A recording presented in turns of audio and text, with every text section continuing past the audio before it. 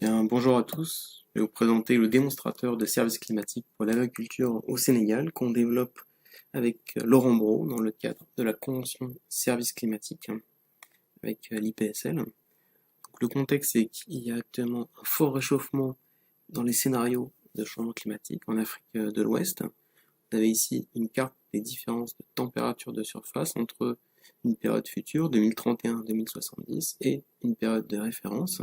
Pour le scénario RCP 4.5, on voit un réchauffement qui est très très fort, presque jusqu'à 3 degrés dans certaines régions d'Afrique de l'Ouest et en particulier de l'Afrique continentale. Ça, c'est des conséquences importantes sur la production agricole et en particulier sur les rendements du mil et du sorgho qui sont simulés ici à partir d'un modèle de croissance de plantes, un modèle d'impact qui a été développé au CIRAD, où on voit ici la distribution des rendements en anomalie euh, sur une période présente et sur une période future en prenant en compte tous les scénarios climatiques de l'exercice CMIP5 et on voit donc une translation de la distribution vers des anomalies négatives du changement climatique avec des baisses de rendement agricole de l'ordre de 10 à 20% et une augmentation de la variabilité. Quand on regarde maintenant les précipitations, c'est beaucoup plus contrasté que l'élévation de température. Vous avez ici la carte de l'évolution des précipitations entre la période future et une période de référence pour le scénario RCP 8.5 et on voit un dipôle en fait dans l'évolution des températures avec une augmentation des précipitations à l'est, au centre et à l'est de l'Afrique de l'Ouest et une diminution des précipitations sur le Sénégal. Donc on le voit clairement ici quand on fait les séries temporelles, donc en moyenne sur l'ensemble de l'Afrique de l'Ouest, pour les scénarios RCP 2.6, 4.5 et 8.5 ici en rouge, où on voit une augmentation par rapport à la période actuelle, jusqu'à 10% pour le scénario RCP 8.5, et quand on prend uniquement cette région du Sénégal, donc quand on prend uniquement le Sénégal, on voit plutôt une diminution qui est particulièrement marquée pour le scénario RCP 8.5. Donc cette combinaison d'augmentation de température et de baisse des précipitations va rendre le Sénégal, risque de rendre le Sénégal particulièrement vulnérable au changement climatique. Et on le voit quand on regarde des simulations de rendement agricole.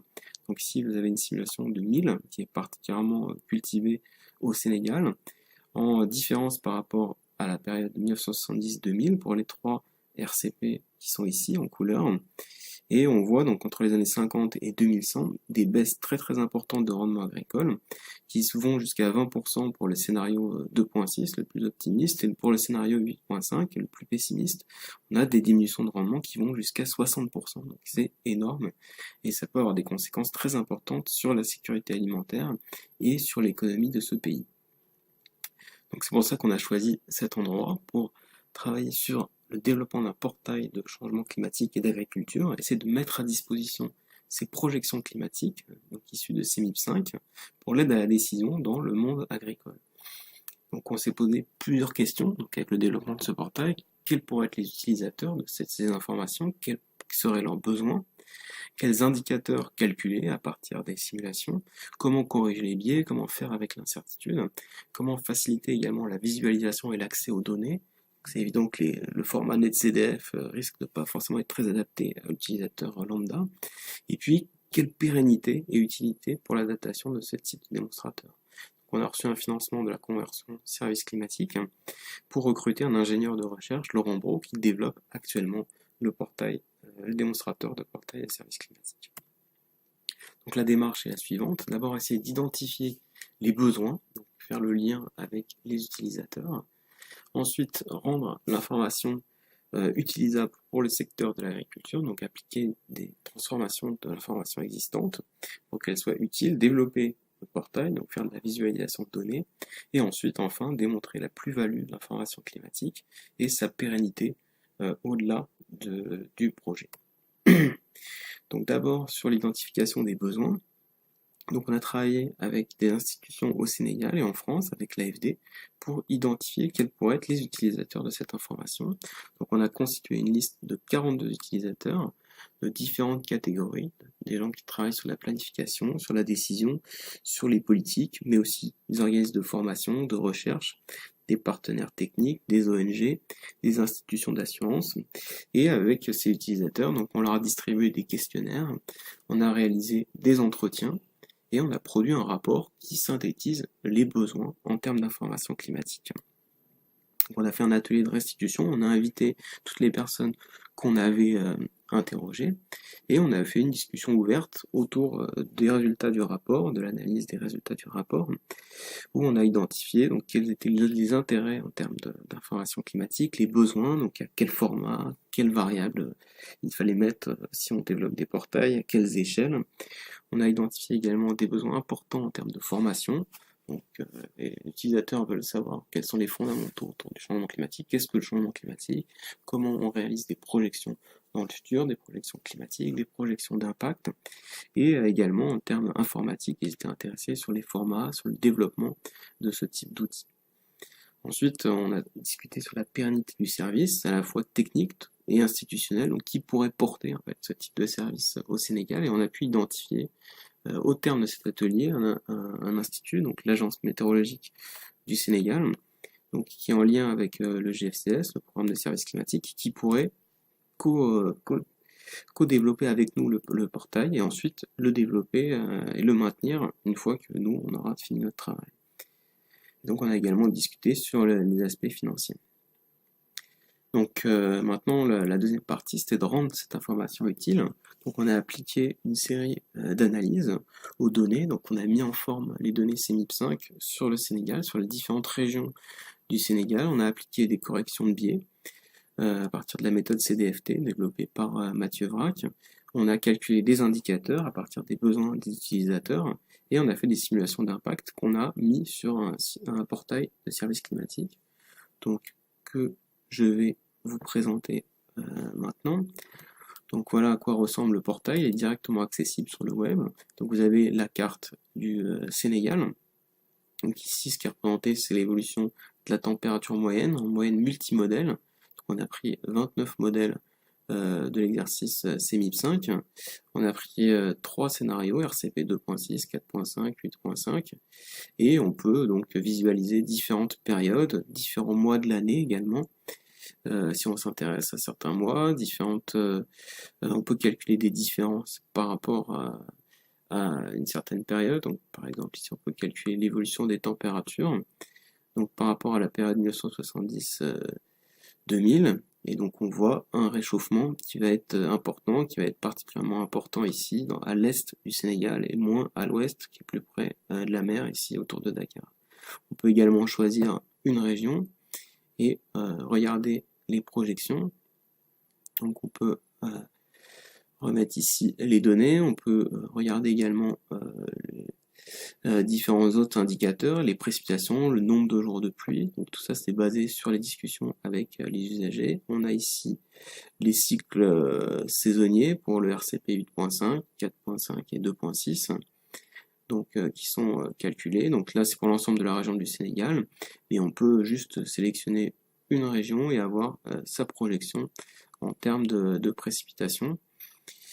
Et donc voilà, on peut également, si on veut s'intéresser à un seul scénario, on peut masquer les autres scénarios de manière assez intuitive. On peut également donc avoir accès aux valeurs directes, les télécharger sous CSV ou sous Excel. Donc voilà, ça c'est vraiment instinctif. Et donc en quelques clics, on a l'information sous Excel, des projections ici de température, mois par mois, des anomalies de température, et de l'écart type. C'était les précipitations et de l'écart type associé multimodèle pour les différents scénarios.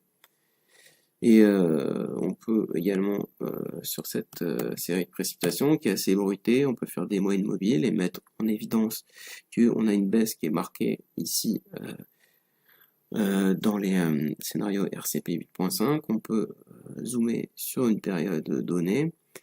On peut également comparer les différents modèles, voir s'il n'y a pas des outliers dans ces simulations. Donc là, on voit typiquement qu'il y a le modèle MyROC, il y a deux versions du modèle MyROC qui donnent beaucoup de précipitation, rien à voir avec les autres. Et donc on peut même l'enlever directement de la moyenne multimodèle et du graphique également, quoi, pour voir si on change un petit peu la distribution, et on voit effectivement que la courbe moyenne multimodèle baisse beaucoup plus, et la carte se met à jour automatiquement. Là on a enlevé la outlier dans la moyenne multimodèle, ce qui peut être particulièrement utile. On peut regarder les évolutions de maïs, de mil, selon les différents scénarios de changement climatique. Donc là, c'est selon les différents modèles. On peut regarder selon les différents scénarios et voir effectivement qu'ici, dans le Sénégal, on a des baisses assez importantes de rendement agricole, et on peut comparer ça selon les différentes régions. Donc voilà pour le site. Donc c'est en constante évolution, et on travaille avec les utilisateurs pour l'améliorer. Donc j'en arrive à ma dernière partie, donc le lien avec les utilisateurs. On essaye de faire des démonstrations de ce prototype auprès des décideurs, des utilisateurs potentiels, donc l'agence de la météo, la NACIM, l'AFD, on a un démonstrateur un side event à la COP24, on a également fait une démonstration avec la Banque mondiale, où on essaye avec les feedbacks de ces utilisateurs, de ces décideurs, d'améliorer en fait l'essai, et pour avoir quelque chose qui répond un peu plus aux besoins. Notamment, on essaie de développer en ce moment une version avec climat historique, où on intégrerait le réseau des stations météorologiques du Sénégal pour avoir accès à ce qui s'est passé dans les années 80, dans les années 2000, si ça a changé. On essaie également de pouvoir avoir une version miroir qui tourne au Sénégal. Donc l'Agence nationale de la météo a acheté un serveur où ils ont installé le portail, et on essaie de partager les codes, de co-développer avec eux le portail, en particulier avec cette version historique, et donc de pouvoir introduire donc les données des utilisateurs, de pouvoir faire du downscaling, de la correction de biais à la volée, voire même des simulations agronomiques, et enrichir différents indicateurs, donc pouvoir calculer les pluies supérieures à un certain seuil, les températures supérieures à un certain seuil, que donnerait l'utilisateur. Également de réfléchir à des indicateurs qui soient dans d'autres secteurs que l'agriculture. Enfin, on est en train de travailler sur l'évaluation de ce type d'outils en proposant ici un stage de master basé sur des approches plutôt SHS, sur des approches sciences humaines et sociales, des approches participatives, pour analyser le retour des utilisateurs et les décisions qui pourraient être influencées par le portail. Voilà, j'en ai terminé. Vous pourrez aller visiter le lien du site de démonstrateur pour voir si vous-même vous avez des retours à me faire ou à nous faire, à Laurent et à moi, pour améliorer le tir. Merci à vous et à très bientôt.